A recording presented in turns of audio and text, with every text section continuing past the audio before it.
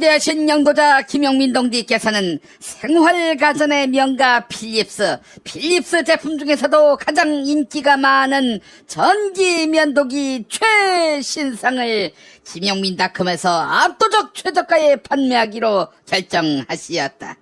특히 아침마다 긴 머리와 지저분한 수염으로 전 국민의 비위를 마치 거꾸로 강을 거슬러 올라가는 저 힘찬 연어처럼 거슬르는 뉴스 공장장에게 선물하기 딱 좋은 제품이라며 경애하는 지도자 김용민 동지께서는 치솟는 기쁨을 감추지 못하시더니 2개 사서 1개는 버리라는 말씀도 잊지 않으시었다.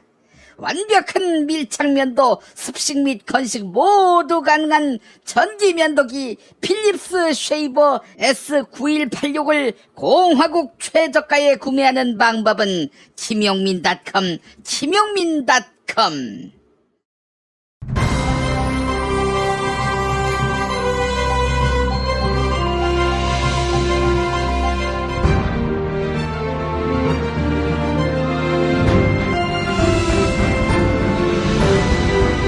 2018년 7월 31일 화요일 김용민 브리핑 2부입니다.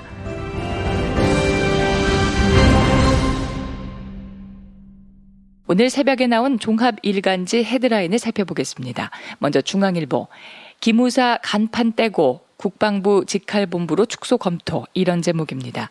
국방부의 국군기무사령부 개혁위원회가 오는 목요일 기무사 개혁안을 송영무 국방장관에게 보고할 예정입니다. 자세한 내용 뉴스브리핑 코너에서 전해드립니다.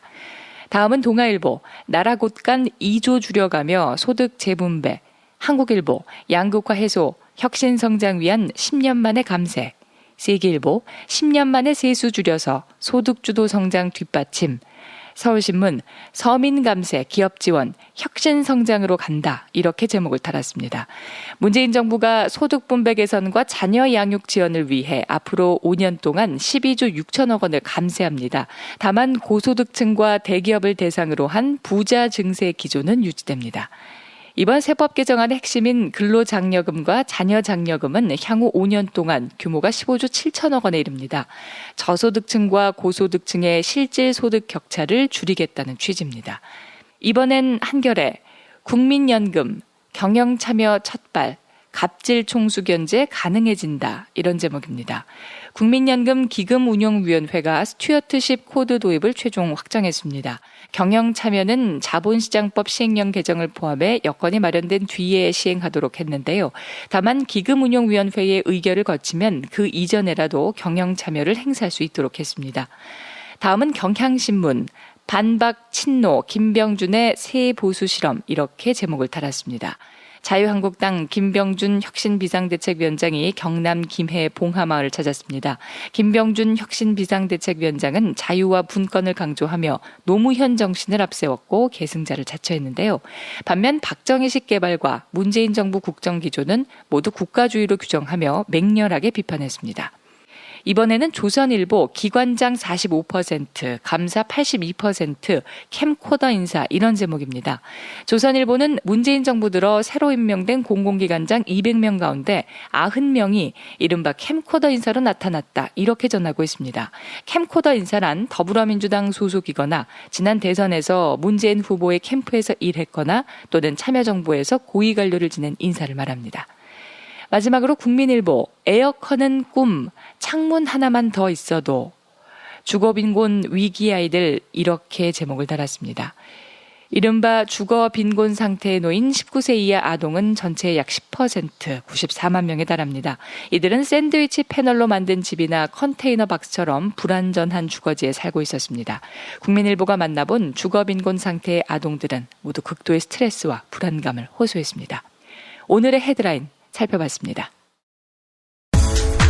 운전자를 위한 꿀팁 7,000원 운전자 보험 카페. 알고 계세요? 교통사고가 나면 형사합의금, 벌금, 변호사 비용, 이거 자동차 보험에서는 보장 못해요. 운전자 상해까지도 책임져드리는 7,000원 운전자 보험 카페. 버스, 택시, 트럭 등 영업용 차량 운전자를 위한 12,500원 운전자 보험 카페도 있습니다. 실손, 부모님 건강, 자녀 보험도 안내해드립니다. 02-849-9730. 연중무휴라 언제든 02-849-9730. 아이고 무릎이야. 주사도 맞고 무릎 보호대도 이것저것 써봤는데 효과가 없네. 무릎펜 몰라? 무릎펜? 무릎펜이라고 이번에 새로 나온 무릎 관절 보호대야. 우리 부모님도 무릎펜 사용하시고 운동하는 재미에 푹 빠지셨어. 어디서 살 수 있어? 네이버에서 무릎펜을 검색 후 쇼핑몰에서 구매하시고 상담은 010-2255-4489 최 과장을 찾아주세요.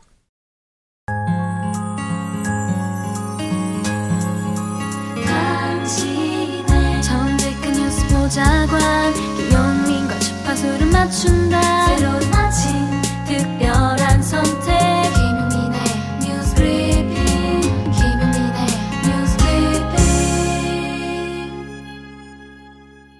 국군 기무사령부가 과거 대통령과 국방부 장관 사이의 통화를 감청했다, 이런 주장이 나왔습니다. 군인권센터는 기무사가 군용 유선전화와 군 회선을 이용하는 휴대전화를 통해 도청과 감청을 해왔다, 이렇게 주장했는데요.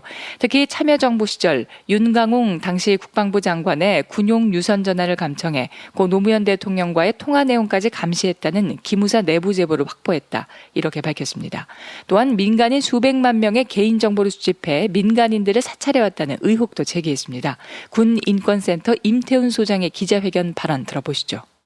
기무사가 지휘권자까지 감시하는 실태라면 기무사가 벌이는 도감청의 범위는 짐작조차 하기 어려울 것으로 보인다. 위병소에서는 성명, 주민등록번호 등을 전산망에 입력하는데 이렇게 확보된 개인정보를 기무사가 다 수합하여 사찰한다. 한편 개헌 문건을 수사 중인 군검 합동수사단은 문건 작성 책임자였던 소강원 기무사 참모장 그리고 기우진 기무사 5처장의 통신 내역을 수사하고 있습니다. 기무사 장군들은 모두 한민구 전 국방부 장관이 조현천 전 기무사령관에게 지시해 문건을 작성했다, 이렇게 주장했는데요. 국방부 특별수사단은 두 사람에 대해 말 맞추기 정황은 없는지 통신 내역을 대조하면서 수사에 속도를 내고 있습니다. KBS와 SBS 보도였습니다. 기무사 개혁안이 오는 목요일쯤 윤곽을 드러낼 것으로 보입니다. 국방부 국군기무사령부 개혁위원회는 기무사의 간판을 떼고 국방부 내부본부로 축소하는 방안을 검토 중인데요. 기무사를 국방부 직할본부로 둘 경우 기무사의 성격과 위상에서 급격한 축소가 뒤따릅니다. 송영부 국방부 장관이 이 방안을 선호하는 것으로 전해졌는데요. 기무사의 독립적 성격이 줄어들고 광범위한 감찰과 정보 수집에 나섰던 기무사의 역할도 대폭 축소됩니다. 반면 기무사 출신 개혁위원들은 기무사의 외청 독립을 요구하고 있습니다. 이들은 국방부 바깥의 외청으로 만들어야 독립성이 확보된다, 이런 논리를 드는 것으로 전해졌습니다. 국방부는 개혁위가 개혁안을 제출하면 이를 검토한 뒤에 청와대에 보고할 계획입니다. 중앙일보 보도 소개해드렸습니다. 양승태 사법부가 위안부 피해자들이 일본 정부를 상대로 낸 손해배상 소송에도 개입하려 했던 정황이 드러났습니다. 2015년 12월 28일 정부는 일본 정부와 위안부 협상을 타결했는데요. 이후 위안부 피해 할머니들은 일본 정부를 상대로 소송을 예고했습니다. 그런데 합의를 한 지 일주일 만인 2016년 1월 4일 양승태 전 대법원장 시절 법원 행정처는 위안부 손해배상 판결과 관련한 문건을 작성했습니다. 문건에는 소송을 각하하거나 소멸시효가 지나 기각한다는 내용이 담겼습니다. 또한 한국 정부의 대외적 신인도와 외교적 마찰을 고려한다, 이런 내용도 담긴 것으로 전해졌습니다.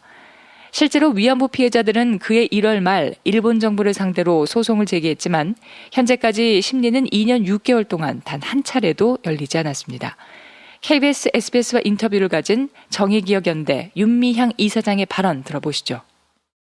이것은 성사가 불가능한 이유들을 만들어내고 거래를 하고 있었다는 것 자체는 할머니들에게는 어마어마한 폭력이고, 재판이 시작하지도 못하고 계류 중에 이미 수많은 생존자들이 돌아가셨어요. 그러니까 그분들의 꿈을 이루지 못하고 돌아가신 그 배경에 대법원장의 그런 어떤 재판 거래가 있었다라는 것, 판결 거래가 있었다라는 것 참담합니다.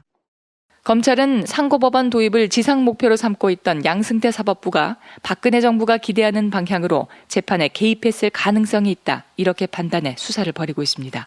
이상은 KBS와 SBS 보도였습니다. 이렇게 법원 행정처가 주요 재판에 개입했다는 의혹들이 꼬리를 물고 이어지고 있지만 검찰 수사는 여전히 속도를 내지 못하고 있습니다. 검찰은 법원이 영장을 기각하고 수사에 협조하지 않고 있다. 이렇게 반발하고 있는데요. 이에 따라 검찰은 법원 동의가 필요 없는 출국 금지 조치로 맞서고 있습니다.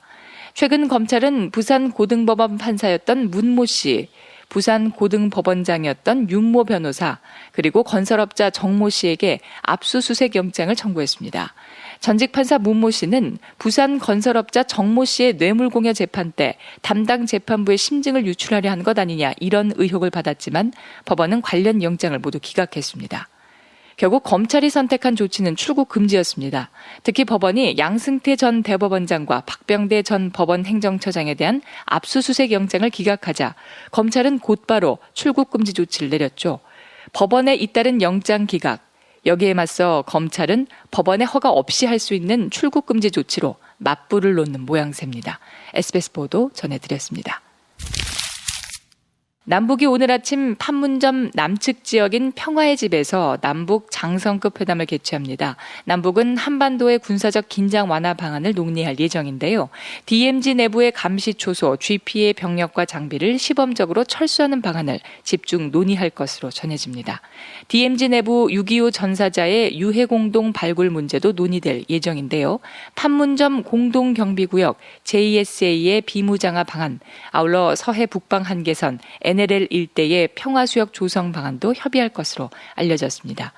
다만 조선은 서해 NLL과 자신들이 설정한 서해 경비 개선 사이에 평화수역을 조성하자 이런 입장이어서 합의에 이르기는 쉽지 않아 보입니다.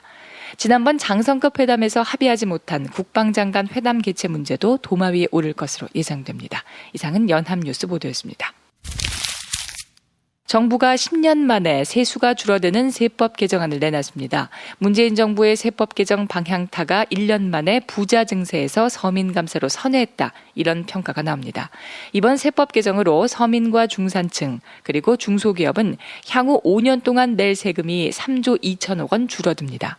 또한 저소득층 소득과 자녀 양육 지원을 위해 근로잔려금과 자녀 장려금을 3배 가까운 수준으로 확대합니다. 15조 원 가까이 조세 지출을 확대해 일하는 저소득층을 직접 지원하고 빈부격차를 줄인다는 계획입니다.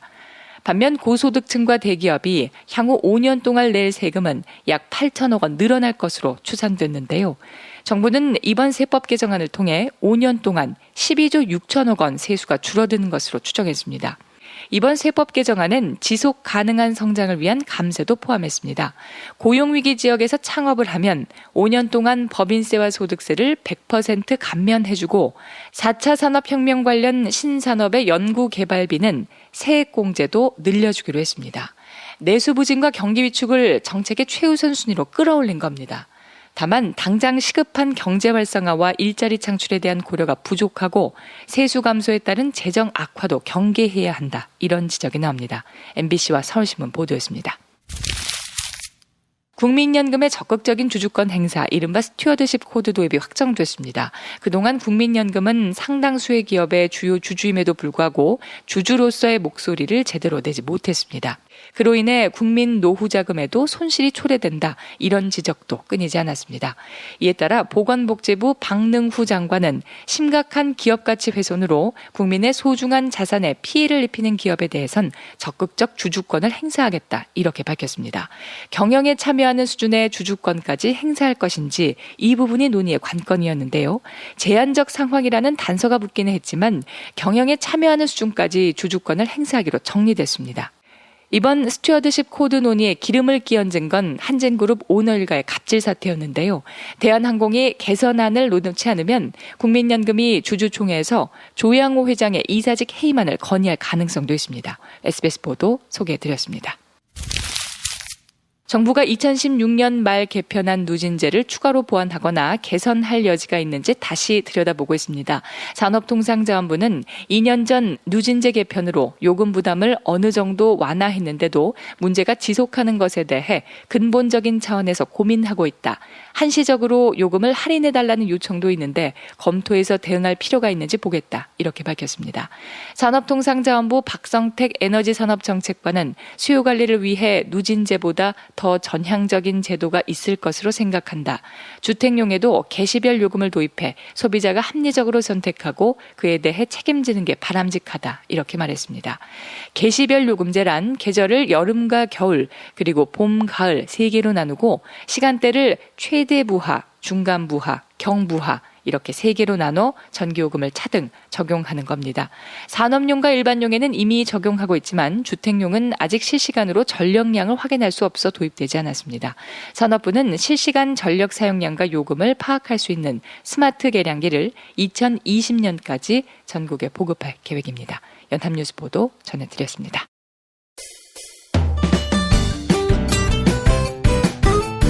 뉴스포렌 메리 순서입니다. 김용민 트위터 계정에서는 매일 설문조사가 진행되고 있습니다. 국군 기무사령부 개혁위원회의 최종 개혁안 발표가 초읽기에 들어갔습니다. 당초 송영보 국방부 장관은 기무사 간판을 떼어내고 국방부 본부의 내부 조직으로 흡수하는 방안을 구상했는데요. 개혁위원회 일각에선 기무사를 방위사업청과 같은 외청으로 둬야 한다. 이런 의견도 개진되고 있습니다. 시민들이 생각하는 가장 적절한 기무사 개혁안은 무엇일까요? 어젯밤 9시까지 모두 1,027분이 설문조사에 참여해 주셨습니다. 85%. 대부분의 시민들은 송영무 국방부 장관이 당초 구성했던 개혁안, 즉 기무사를 사실상 해체하는 방안에 동의하고 계시네요. 기무사를 국방부와 분리된 기관으로 독립하는 방안에 찬성하는 시민들은 15%로 나타났습니다. 트위터를 통해 시민들이 고견을 남기셨습니다. 직접민주제와 기본소득제님, 어떤 사람이 어떻게 운용하느냐가 관건이겠죠. 이제는 적폐청산님, 그냥 해체가 답인 듯합니다. 설문조사에 참여해주신 여러분들께 감사의 말씀 전합니다.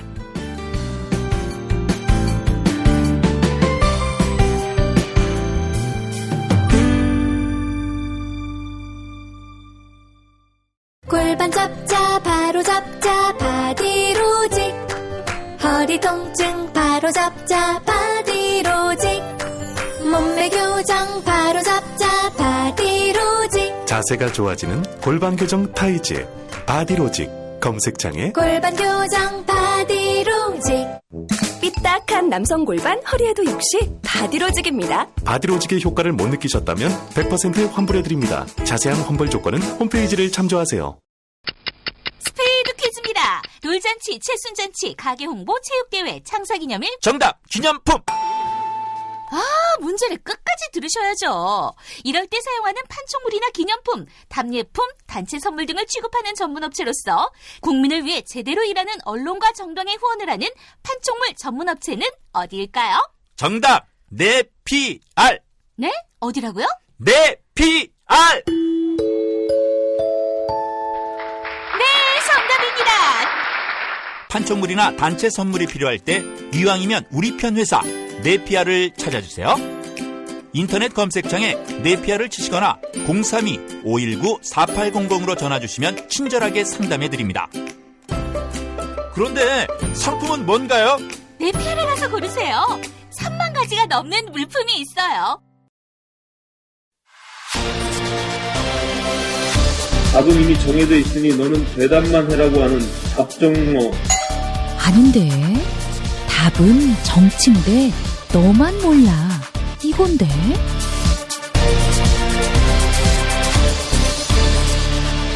국민보좌관 김성회의 답정너.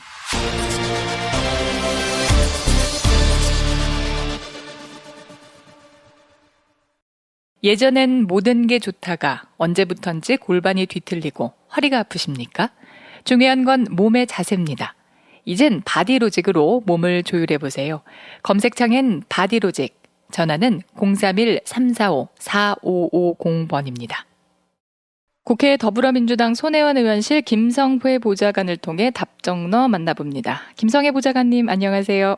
네, 안녕하세요. 군 인권센터가 기자회견을 열어서 충격적인 폭로를 했습니다. 기무사가 대통령의 통화 내용까지 감청했다는 건데 먼저 회견을 연 이 군 인권센터 어떤 곳인지 좀 소개해 주실까요? 네, 군 인권센터 요즘 상당한 활동을 하고 있어서 많이 들어보시긴 했을 텐데요. 네.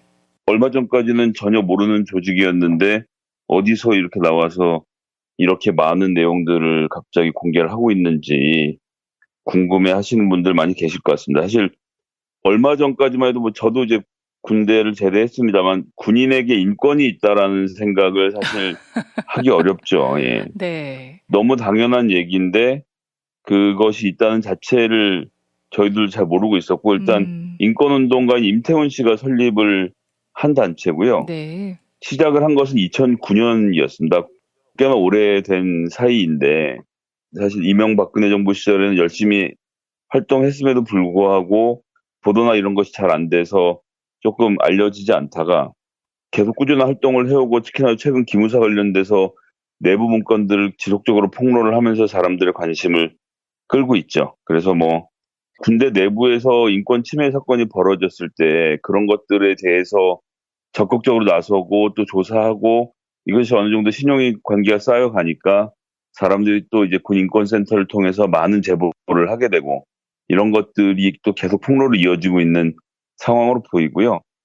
군인이 인권이 있다는 생각을 당연히 해야 하는데 이제 부족했던 부분들을 메꿔주고 있기 때문에 네. 뭐 저희는 아주 열심히 하시는 분들이라서 박수를 쳐드리고 싶은 마음이고 어제도 지금 이제 같은 방식으로 해서 기무사 관련돼서 또 다시 한번 폭로를 해서 사실 저도 이 내용을 보면서 경악을 금치를 못했는데요. 네. 어떻게 이렇게까지가 가능한 것인지 기무사의 역할에 대해서 다시 한번 생각해 보게 되는 하루였습니다.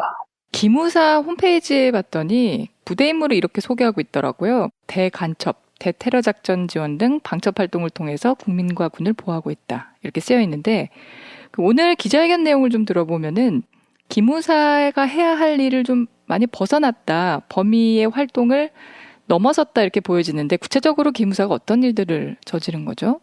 일단 기무사라고 하면 말씀하신 대로 방첩부대, 그러니까 첩이란 것은 첩보, 정보 아니겠습니까? 네. 우리 같은 경우는 이제 북한이 주적이니까 북한으로부터 정보를 보호하고 또 국내 정보를 잘 방어하면서 적군의 정보를 빼내는 것을 기본 임무로 하고 있어야 하는데 그러기 위해서 상당히 많은 자원들을 기무사가 확보를 하고 있죠. 그래서 신병 교육 제대에 갔을 때도 기무사가 와서 이제 신병들을 마음껏 차출을 해가거든요. 이 과정을 통해서 이제 양질의 병사들을 또 사병들을 많이 채가기도 하고 어쨌거나 군대에서 첩보 임무를 맡는다. 이 자체가 원래대로 하면 굉장히 뜻이 있는 일이기 때문에 네. 많은 엘리트들이 지원을 하기도 하고요. 또 그렇게 해서 들어온 재원들을 기무사가 이제 기무학교라는 곳을 통해서 정말 정예 정보 요원으로 양성을 시킵니다. 예산도 아낌없이 드리고 그러는 과정을 통해서 제대로 된 사람을 만들어서 이 사람들이 활동을 하면서 특히나 대북 관련 정보들, 군사 정보들을 모으고 또 각 부대에서 특히나 이제 중요한 것은 각 부대에 있는 정보를 모으는 일이거든요. 지금 잘 하고 있는지 이런 것들을 판단하는 과정에서 이제 재밌는 것은 군대에서 이제 승진이 있을 때 네. 인사 관련된 자료를 정식 계통으로도 모으지만 기무부대의 기무장교들이 갖고 있는 자료를 매우 중요하게 씁니다. 네. 그래서 부대 내에서 계급이 낮더라도 기무장교가 있으면 그 기무장교가 바로 그 직속 상관을 감시하는 역할도 함께 하는 것이거든요. 네, 그렇군요. 네. 그래서 이 사람이 이제 어떻게 상관에 대해서 평가를 하는지에 대해서 기무부대로 적어내는 평가서가 담당 사령관의 인사고과에 상당한 영향을 공식적, 비공식적으로 미치게 되어 있습니다. 네. 그렇기 때문에 부대 내에서도 어디 가서도 함부로 말을 할 수 없는 곳이 바로 기무장교들이고 기무사이고 기무사는 또 이제 그런 기본 틀을 이용해서 부대 안팎에 많은 정보들을 모아서 갖고 있고 어느 곳이나 그렇지만 특히나 21세기에는 정보를 많이 가진 자가 사실은 장땡이거든요. 네, 네, 그렇죠. 그런데 다른 것보다 이제 기무사가 워낙 조직도 타이트하고 컴팩트하기 때문에 밖으로 정보가 셀 일이 별로 없어서 이런저런 식으로 해서 자기들이 수집하지 않아도 되는 정보까지 수집을 했던 것이고요. 어제 가장 충격적이었던 폭로는 역시나 노무현 대통령께서 당시 민정수석, 현 문재인 대통령이죠. 네, 네. 민정수석과 관련된 업무를 국방장관하고 논의를 한 것이 있는데 국방장관이 군용전화로 통화를 했다는 것이고 군용전화는 이제 군대 내에서 기무사가 감청이 가능하거든요. 또 첩보전이라는 것이 내부에 있는 스파이를 색출하는 일도 포함이 되기 때문에 제가 뭐 미루어 짐작해 보면 감청 영장 같은 것 받았을 리 없고 그냥 국방부 장관이 하는 전화를 따서 들은 것이에요. 그런데 이제 군 통수권자인 대통령과의 통화를 감청을 했다. 이건 사실 있을 수도 없는 일인 거죠. 기무사라는 곳이 본인의 본연의 임무를 망각하고 본인의 지휘자인 군 통수권자와 또 다른 지휘자인 국방부 장관 사이에 통화 내용을 엿들었다는 사실 자체가 정말 놀라운 것입니다. 게다가 얼마나 공공연연하게 이렇게 진행을 했으면 이런 양심 고백이 이어지고 폭로가 나왔겠나. 이게 통상의 첩보하고 정보 수집이라고 한다면 어째서 대통령하고 장관 사이에 국정 논의까지를 들었어야 했겠습니까? 그리고 이 정보는 어디로 흘러갔을까요? 기무사가 그냥 감청만 하고 끝냈을까요? 아니면 대통령과 국방장관이 논의했다는 민정수석 관련된 내용들을 어디 다른 데 흘린 것은 아닌지. 네. 그리고 대통령조차도 감청하는 집단이라고 하면 도대체 어디까지 들여다봤을지에 대해서 짐작을 할 수가 없고요.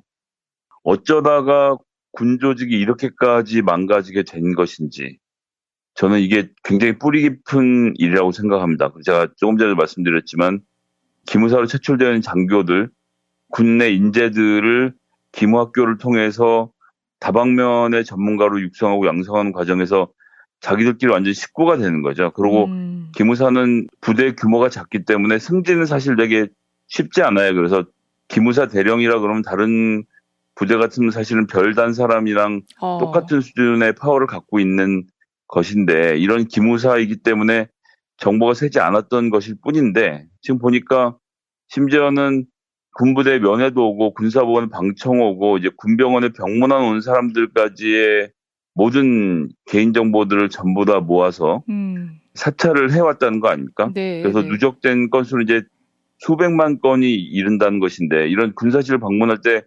신분증을 제시한 사람들의 모든 정보들을 모아왔다는 겁니다. 기무사가. 이것을 과연 어디다 사용을 했을지 이거 뭐 상상도 할 수 없는 일이고요. 그리고 지금 이제 기무사 특활비가 200억 원이나 된다는 건데 60단위 기무부대라고 불리우는 이 전국 각지에 퍼져서 지역 정치인, 공무원들, 지역 유지들까지도 만나고 민간 관련된 첩보를 수집해 왔다는 겁니다. 국가정보원도 하지 말았어야 하는 일인 것 같은데 이런 개인적인 정보들, 긴밀한 정보들 그리고 정치 정보들을 기무사가 계속 모아왔다는 것은 뭐 이거는 정말 이대로 넘어갈 수 없는 일이라는 생각이 들고 네. 저는 물론 군인권센터가 어떤 사안을 폭로하는 데 있어서 시스템으로 좀 과장되게 얘기하는 측면들이 있다라고 생각하시는 청취자분들도 계시는 건 알고 있는데 그렇다 하더라도 그것과 상관없이 이렇게까지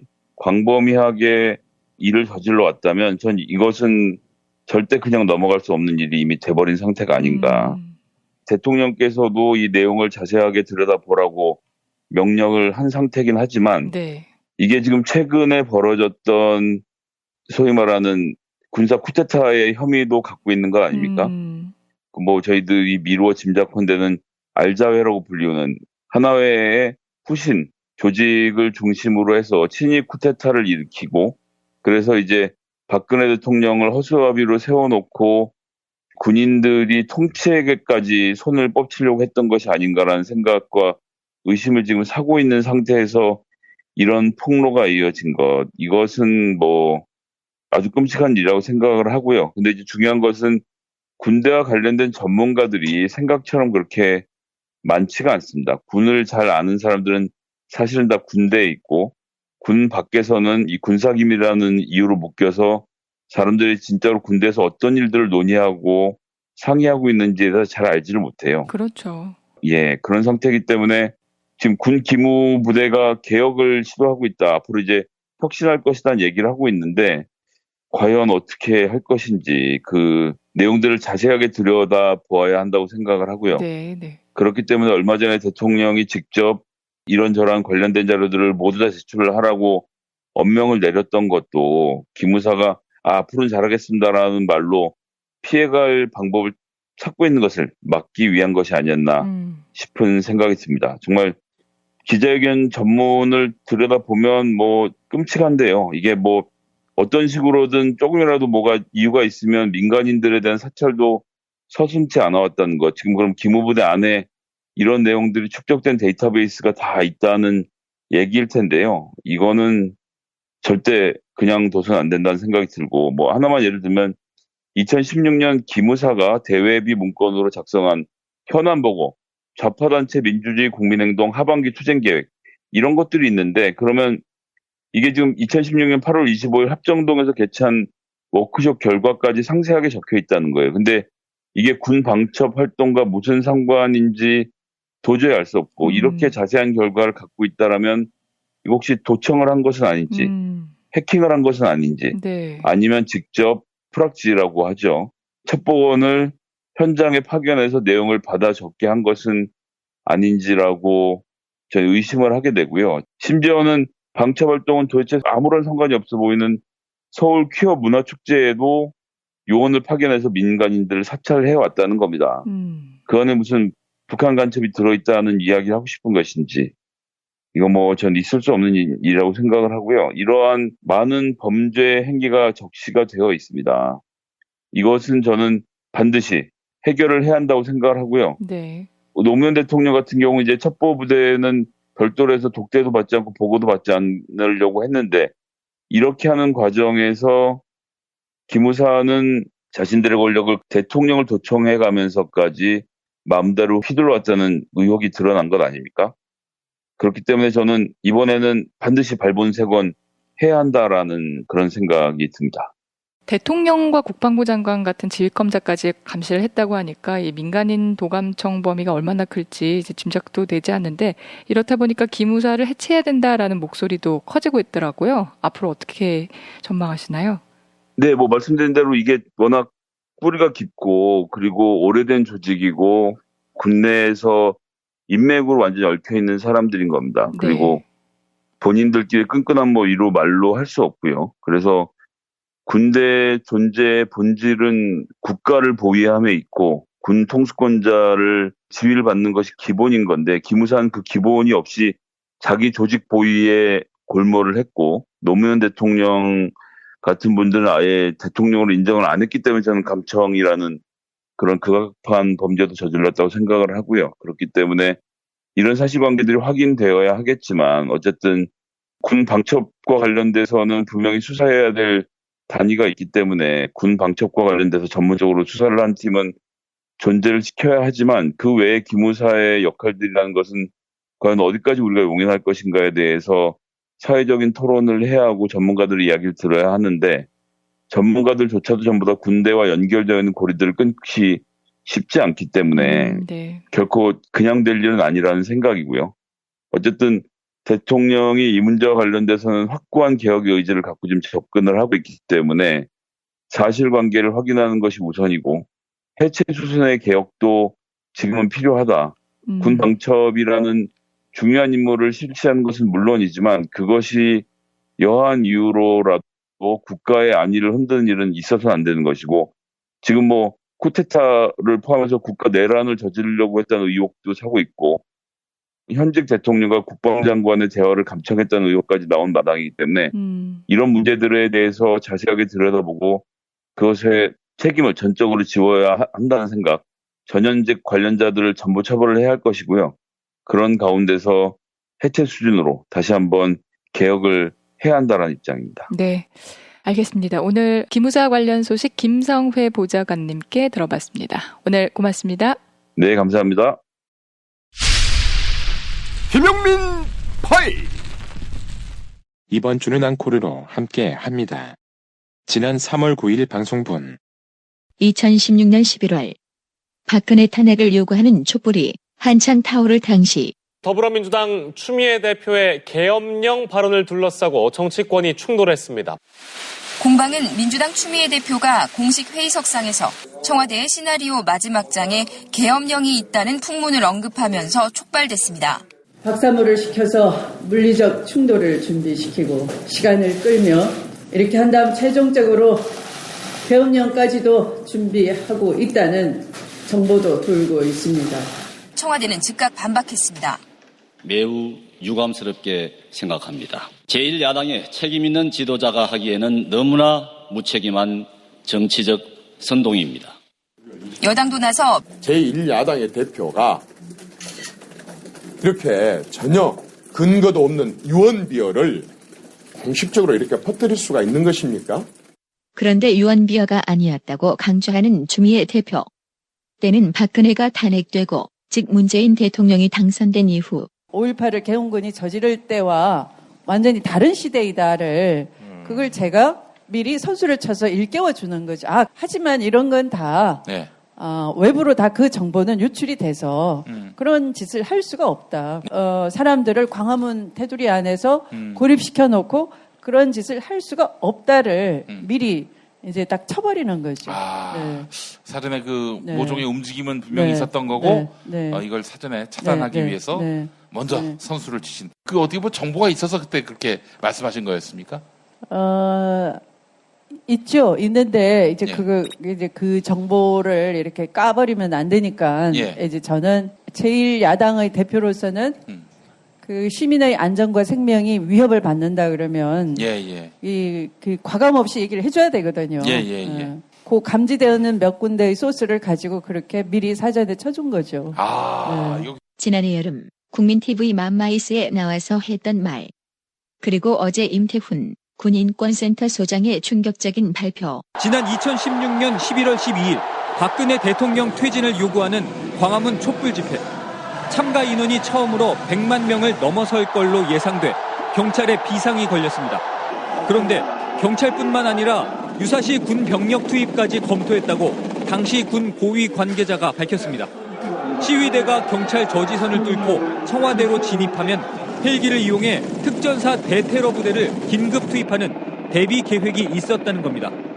실제로 집회 당일 오전부터 합참 상황실에는 군 수뇌부들이 모여 도심 상황을 예의주시한 것으로 알려졌습니다. 군은 박근혜 대통령이 직무에 복귀할 시 위수령을 선포하여 촛불혁명에 나선 시민들을 무력 진압하는 상황을 예비해왔던 것으로 보인다. 형법상 내란 예비에 해당되기 때문에 민간 검찰과 군 검찰을 동원하여 합동 수사본부를 설치해서 이 사건에 연루된 사람들에 대한 강제 수사가 반드시 병행되어야 합니다. 당시 수도방위 사령관 구홍모 중장은 직접 사령부 회의를 주재하며 소요 사태 발생 시 무력 진압을 구체적으로 논의하였다. 방금 어떤 사람부터 조사해야 하는지 일러준 임태훈 소장.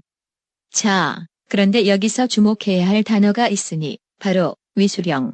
1970년에 생긴 위수령은 대통령이 국회 동의 없이 군을 동원하도록 한 법령입니다. 군인권센터는 탄핵 정국 당시 민주당 이철희 의원이 2차례에 걸쳐 위수령 폐지 의견을 질의했지만 한민구 당시 국방부 장관이 위수령을 폐지할 수 없다며 존치 의견을 지시했다는 의혹도 제기했습니다. 진위 쿠데타가 맞는다면 그 최고 윗선이 누구일까? 마땅히 따져볼 문제. 따라서 위수령 못 없애겠다는 한민구 국방장관도 당연히 조사 대상. 그리고 1월 중순 친박 집회에서 터져나온 군대여 일어나라 주장. 우리 군의 임무 가운데 통수권자가 계엄령을 발령하면은 즉각 임무를 수행할 수 있도록 계엄령의 시행 준비에도 한치의 소홀함이 없도록 준비하라! 박근혜가 탄핵에서 풀려나서 계엄령을 선포하면 군은 즉각 출동하라는 주장. 방금 들은 이 말이 작년 1월 태극기 집회에서 나온 것. 군이 진위 쿠데타를 획책하고 친박 집회 참가자들이 내란 선동을 하는 상황. 이 배후에 박근혜는 없었을까? 황교안도 정녕 모르는 일이었을까? 탈모인가 예비 탈모 여러분, 저희 제품 꼭 쓰세요. 그 고통을 알기에 최대한 싸게 팝니다. 이제 탈모약 써도 괜찮다고요? 같이 쓰면 부작용 없이 2배 효과입니다. 이미 모발 이식했다고요? 그럼 더 싸게 오래 유지해야죠. 아직 젊고 두피도 반짝거리지 않는다면 100% 뿌리 깊은 샴푸 두피 영양제 1566-7871. 허위 매물에서 우리의 가족과 이웃을 지키는 더불어중고차. 더불어중고차는 직영정비소를 운영하여 판매부터 수리까지 최고의 서비스를 제공합니다. 카카오톡 검색창에 더불어중고차를 검색하시거나 1661-3363으로 전화주세요. 노력한 만큼 내어주는 자연. 그 자연의 마음을 알기에 정성농장 홍삼. 검색창에서 정성농장 홍삼을 검색해주세요. 010-9754-6972 다이어트를 위한 꿀팁. 동결건조 채소와 곡물, 단백질, 그리고 효소와 비타민, 미네랄로 만든 다이어트 전용 그린 스무디로 하루 한두 끼만 바꿔 드세요. 비타샵에서 만나요.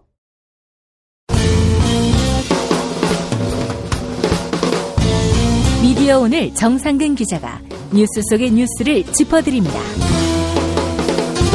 정상근 기자의 오늘 미디어.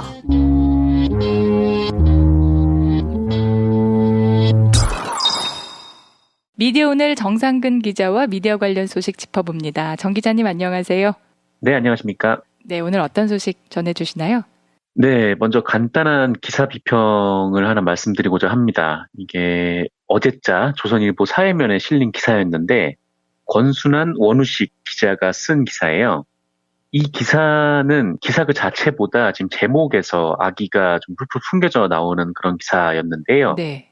이 기사의 내용은 지난 2016년 4월에 논란이 됐던 중국 내 북한 식당, 그러니까 류경 식당의 종업원 집단 탈북 과정에 정권 차원의 개입이 있었고 그것을 국가인권위원회가 직권조사하겠다라는 내용이었습니다. 네.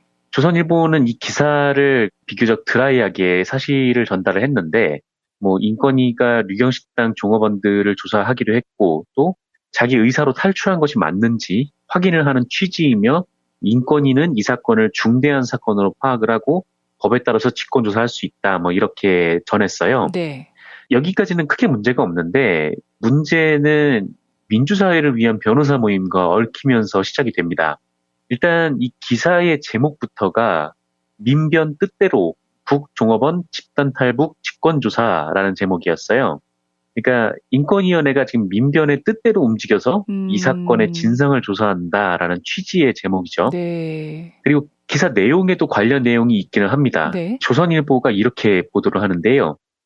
이번에 직권조사 결정을 내린 침해구제 제2위원회는 정문자 상임위원, 김기중 위원, 한수웅 위원으로 구성되어 있는데 이 3명 모두 직권조사에 찬성을 했고 이 중에 김기중 위원은 민변의 언론위원장 출신이다 이렇게 보도를 합니다. 네. 그러니까 이게 앞뒤에 아무런 맥락도 없고 뜬금없이 딸랑 저 문장 하나만 등장을 하는데 저렇게 들어가 버리면 보는 사람들 입장에서 민변이 자기들끼리 다 해먹는다 이렇게 뉘앙스로 읽히기도 하겠죠. 네네. 설령 민변과 인권위가 이른바 차고치는 고스톱을 했다라고 쳐도 이거는 단순하게 정황 증거에 불과합니다. 그래서 지금 이 내용 외에 조선일보가 이 민변 뜻대로 인권위가 움직였다라고 말할 만큼 구체적인 정황이 나와 있지가 않아요. 오히려 이번 인권위의 직권조사 같은 경우에는 지난 10일에 토마스 오에아 킨타나 UN 북한인권 특별보고관이 여종업원 중 일부가 어디로 가는지 알지 못하는 상태에서 한국에 오게 됐다. 철저하고 독립적인 진상규명이 필요하다라고 발표한 것에 연장선상으로 보는 것이 맞고 또 그게 다른 언론들의 다 공통적인 기조였거든요. 네, 네. 근데 유독 이 조선일보만 민변의 뜻대로라는 제목을 이제 넣음으로써 또 김기중 위원이 민변 출신이다. 이 이야기를 좀 버무림으로써 이른바 이제 그 민변에 의해서 마치 이 일이 이루어진 것처럼 그렇게 이제 주장을 하는 셈이 됐습니다. 네, 네. 만약에 나는 꼼수다 멤버들이 이런 식의 말을 했다면 아마 조선일보는 이걸 100% 음모론이다 이렇게 치부를 해버리고 공격을 했을 거예요. 네, 네. 그러면서 이제 사회의 괴담을 유포하고 있다라고 주장을 했을 건데 네. 근데 조선일보는 이 심지어 언론이라는 외피를 쓰고 지금 별다른 근거도 없이 민변의 뜻대로라는 표현을 기사 제목에 넣은 것이죠. 그게 이제 민변이 인권위를 사주했다는 것이냐, 그냥 민변이 직권조사를 했으면 좋겠다고 해서 민변의 뜻대로라는 제목을 넣었다, 이렇게 조선일보가 변명할지도 모르겠는데, 네. 근데 조선일보가 인력이 부족한 인터넷 신문도 아니고, 그렇죠. 기자, 편집 기자, 데스크, 여러 단계를 거쳐서 이 제목을 문장 하나하나를 지었을 텐데, 일간지의 특성상 그런 변명이 통할 리는 없습니다. 네. 근데 가만히 보면 또 언론에서도 이런 식으로 기사를 쓰는 경우가 상당히 좀 많은데요. 네네. 제목을 저렇게 달고 싶으면 그냥 칼럼을 쓰던지 아니면은 뭐 상대방도 그런 식의 주장을 할 수 있다고 인정을 하든지 해야 한다는 좀 생각이 들어서 일단 좀 조선일보에 대한 좀 짧은 비평을 해봤습니다. 독자들은 사실 이런 제목을 보게 되면 말씀하신 것처럼 기사 내용 전체를 왜곡해서 이해할 가능성이 크잖아요. 네네, 그렇습니다. 예, 제목이라는 게 기사 전체를 대표하는 이제 문장이기 때문에 언론사 입장에서도 심혈을 기울이는 게 당연한데 단순히 그냥 그렇게 썼다라고 보기엔 좀 미심적인 측면들이 있네요. 네, 이게 사실 뭐 기자들 입장에서는 아니 왜 제목만 보고 사람들이 와서 뭐 저렇게 비판을 할까라고 생각하는 사람들도 꽤 있는데 근데 사실 이 제목을 보고 사람들이 클릭을 해서 들어오는 거기 때문에 요새는 특히 포털에서 뉴스를 소비할 땐 그렇잖아요. 일단 제목을 보고 이게 흥미롭다 싶으면 클릭해서 들어와서 읽는 건데 그렇기 때문에 이 기사의 선입견을 제목이 제공할 수가 있는 거고 또 그렇다면 또 신중하게 달아야 하는 것이 또 언론의 역할인 것 같습니다. 네네. 자, 다음 소식 어떤 내용 준비하셨나요? 지난 23일이죠. 고 노회찬 정의당 원내대표께서 작고하신 이후에 노회찬 전 원내대표의 시신을 실은 구급차를 TV조선하고 연합뉴스TV가 따라가면서 생중계를 했었어요. 뭐 이거는 지난주에 전해드린 바가 있는데요. 이에 대해서 이 연합뉴스TV 공채 2기 기자들이 성명을 내고 한국 저널리즘 역사의 최악의 자살보도 사례로 두고두고 입길에 오르내리더라도 할 말이 없는 장면이다. 이렇게 개탄을 하기도 했습니다. 그리고 이 오늘 전해드린 말씀은 이 최악의 자살보도가 방송통신심의위원회 심의에 올라갈 것 같다라는 이야기인데요. 미디어 비평지들에 따르면 방송통신심의위원회는 노회찬 정의당 의원의 시신 이송 장면을 생중계한 TV조선 그리고 연합뉴스TV 등에 대해서 심의 여부를 검토하고 있다 이렇게 밝혀 있습니다. 노회찬 의원의 시신 이송 장면을 생중계한 TV조선 프로그램이 보도본부 한라인이라는 프로그램으로 이 프로그램에 이미 이제 3건의 민원이 제기가 됐다라고 해요. 그래서 민원이 접수가 되면은 심의를 검토를 하고 심의 절차에 돌입을 할 텐데 지금 이제 검토 단계에 놓여 있다는 거죠. 그리고 이제 이 민원 제기를 받은 이후에 방심위가 또 별도로 이 TV조선하고 연합뉴스TV의 이 자살 보도가 심의 규정을 지키고 있는지 뭐 중점 모니터를 실시를 하고 있다라고도 하고요. 보도본부 한라인, 그러니까 TV조선의 이 프로그램 같은 경우는 23일에 노회찬 의원의 사망 장소에서부터 구급차가 노 의원의 시신을 이송하는 장면을 생중계를 했는데 이게 총 4회에 걸쳐서 6분 30초 동안 방송이 됐다고 하고요. 뭐 신호 대기를 한 틈을 타서 구급차가 썬팅이 되어 있지 않습니까? 썬팅된 창문을 클로즈업해서 보여주기도 했습니다. 뭐 안을 좀 보자라는 뜻인가요? 그럼 왜 클로즈업을 했을까요? 그러니까요. 그 안에 봐서 뭐 하겠습니까, 사실. 실제로 뭐 보이지도 않고요. 그리고 뭐 이 연합뉴스TV 역시 3분가량 이 장면을 생중계를 했다고 하고요. 그래서 여기저기서 비판이 쏟아졌는데 뭐 어쨌든 방통심의위가 심의를 검토하고 있다고 하니까 좀 기대를 해보겠습니다. 이게 아마 화면이 뭐 엄청나게 필요하다라는 것보다는 시청률 때문에 이런 일을 벌인 것 같고 또 이 시청률 때문에 고인의 죽음을 스포츠 중계하듯이 이렇게 했던 건데 이런 일에는 정말 벌점을 좀 크게 내려야겠죠. 특히나 이제 TV조선 같은 경우에는 1년에 4건 이상 법정 제재를 받으면 재승인 여부를 방통위가 고민을 하게 되어 있거든요. 이게 뭐 바로 재승인 취소가 이어지는 건 아니지만 어쨌든 지난 한 2번에 걸쳐서 드루킹 관련 김정숙 여사 관련된 보도 그리고 북한의 풍계리 취재비 요구 보도 이런 2가지 때문에 법정 제재를 받은 적이 있는 상황이기 때문에 이번에 이 노회찬 전 원내대표에 대한 보도로 인해서 제재를 한 번 더 받게 되면 TV조선으로서도 좀 위험한 상황인 거는 같습니다. 그래서 방송통신심의위원회가 좀 이런 보도에 대해서 일벌백계를 하기를 기대를 해봅니다. 방송통신심의위원회가 어떻게 제재를 할지를 좀 지켜봐야 되겠네요. 네네, 그렇습니다. 아마 뭐 조만간 이제 소위를 열어서 결론을 내리지 않을까 싶은데 뭐 안팎에서 이 보도가 굉장히 안 좋은 보도로 꼽혀왔기 때문에 징계가 나올 거는 같다라는 생각이 듭니다. 자, 마지막 소식 어떤 내용 준비하셨죠? 네, 뭐 간단한 소식 하나만 더 전해드리겠습니다. 이거는 뭐 조만간 더 자세히 설명드릴 내용이어서 오늘은 예고편 정도로 들어주시면 될 것 같은데요. 최근 대법원에서 이 박근혜 정부하고 재판을 두고 거래한 정황이 계속해서 드러나고 있지 않습니까? 이 와중에 이제 법원행정처가 가지고 있는 문건들이 속속 언론을 통해서 공개가 되고 있고 또 언론 여기저기서 지금 단독 보도를 이어가고 있는 상황이에요. 근데 이 법원행정처가 가지고 있는 문건 중에는 조선일보와 관련된 내용도 상당히 많거든요. 조선일보가 아예 그냥 제목으로 언급되는 문건들이 있는데 상고법원 기고문 조선일보 버전, 조선일보 상고법원 기고문, 조선일보 칼럼, 조선일보 첩보 보고, 조선일보 홍보 전략, 조선일보 기사 일정 및 컨텐츠 검토, 조선일보 방문 설명 자료 이런 것들이 한 10여 개가 있습니다. 네. 근데 이 재밌는 것은 한 10개 정도 되는 문건이 작성된 시기가 조선일보 편집국장이 현 자유한국당 국회의원인 강효상이었다라는 점이에요. 그래서 이게 어떤 문건인지에 따라서 강효상 현 국회의원도 걸려 있을 것 같다라는 좀 생각이 들고요.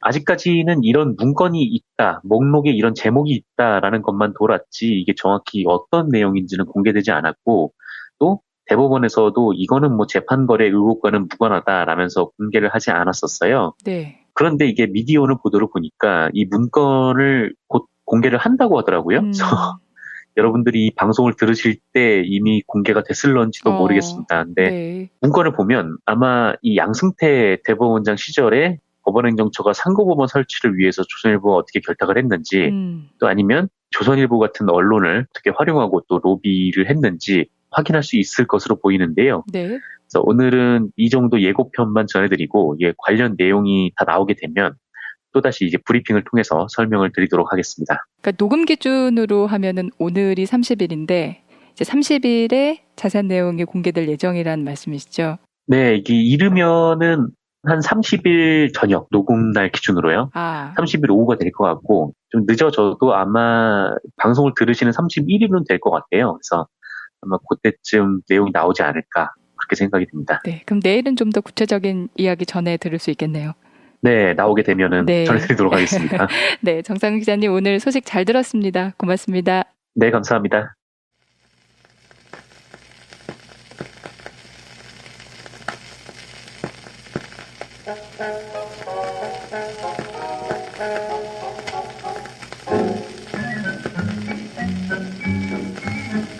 통일 노래로 함께하는 오늘의 노래. 오늘은 민중가요 작곡가 윤민석이 작사 작곡한 노래 가장 늦은 통일을 가장 멋진 통일로 2입니다. 2라고 했으니까 원도 있겠죠. 저는 2를 골랐습니다. 발랄하면서도 간절함이 있는 또 다른 나라 눈치 보지 않고 한민족끼리 뜻을 모으자라는 이 노랫말 우리의 심금을 울립니다. 어린이 목소리를 내는 어른의 노래이지만 어린이의 감성이 느껴지죠. 함께 하겠습니다. 서동요의 가장 늦은 통일을 가장 멋진 통일로 2. 한 빗줄의 아픔마저 모른 척 눈 감아야 했던 부끄러운 지난 날을 뒤로 하고 우리는 여기까지 왔어요. 한민족의 자랑마저 모른 척 빗나가야 했던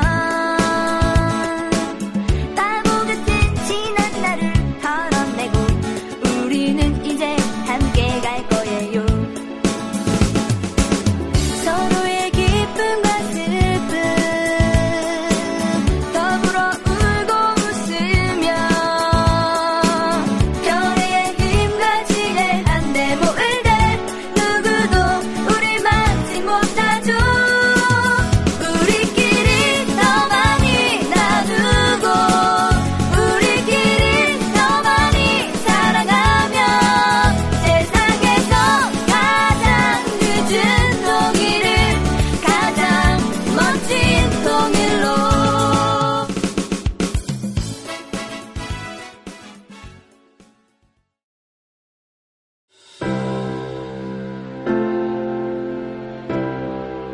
이전에 상상할 수도 없었던 새로운 국면이 조선 대지의 지축을 움직이고 있습니다.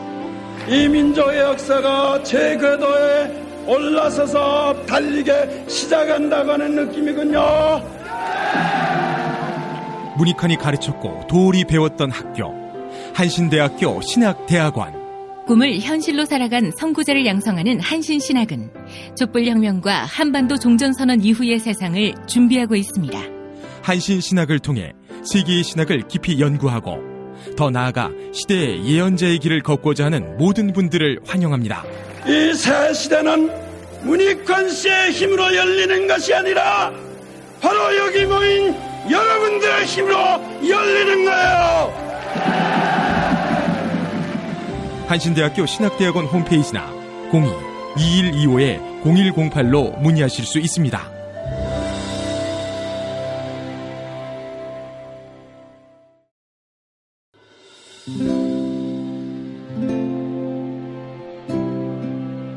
문익환 목사님은 우리 남북 관계에 있어서도 큰 정기를 마련해 주셨습니다.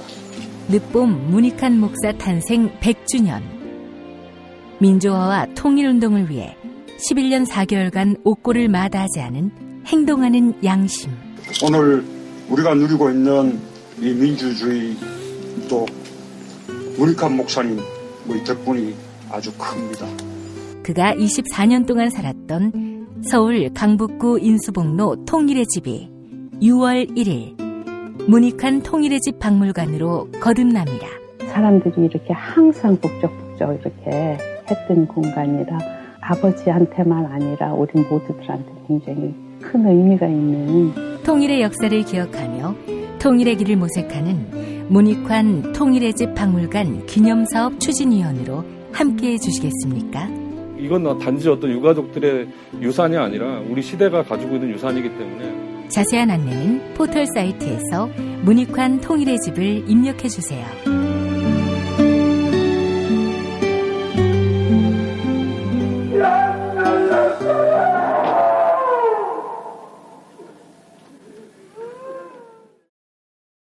탄핵 때문에 뭐 이야기를 전달을 하려고 해도 길을 막고 듣질 않아요. 해족 수준으로 쪼그라든 한국 보수. 회생의 길은 과연 있을까? 변화된 정치 환경, 갈 길 잃은 보수에게 새로운 희망을 제시한다. 애국 보수의 화려한 부활과 집권을 위한 본격 가이드, 김용민의 신간, 보수를 지켜라. 진중권도 투표하는 보수 정당.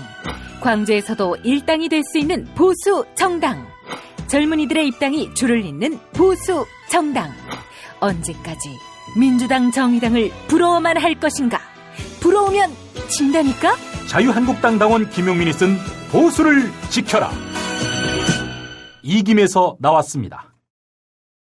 김용민닷컴 그리고 팟빵 게시판에 올라온 사연들 소개해드립니다. 현찬 아빠님, 고 노회찬 정의당 의원에 대한 추도문 잘 들었습니다. 종교인은 아니지만 저도 같이 기도했습니다. 영면하소서. 날고 싶은 토끼님, 워크홀릭 김엄마의 휴가를 칭찬합니다. 2018년 7월 31일 화요일 김용민 브리핑 모두 마칩니다. 애청해주신 여러분 감사드립니다.